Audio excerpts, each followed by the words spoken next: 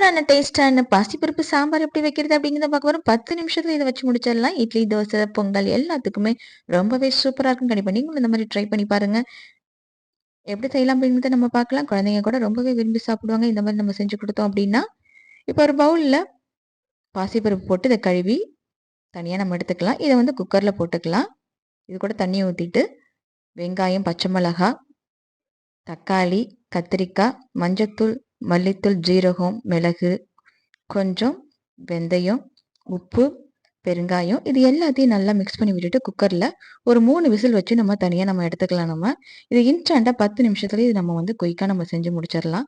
இப்போ இதை திறந்து பார்த்தோம்னா நல்லாவே வந்திருக்கு. இதை நல்லா மசிச்சு விட்டுக்கலாம். இப்போ இதை தாளிக்கிறதுக்கு ஒரு பாத்திரத்துல எண்ணெய் ஊத்திக்கலாம். கடுகு, ஜீரகம், பட்டை மிளகாய், கருவேப்பிலை இது எல்லாத்தையும் போட்டு நம்ம வந்து தாளிச்சிட்டு இந்த சாம்பார் கூட ஊத்திட்டு கொத்தமல்லி இலை போட்டு இறக்குனீங்கன்னா கம கமன்னு சாம்பார் ரெடி.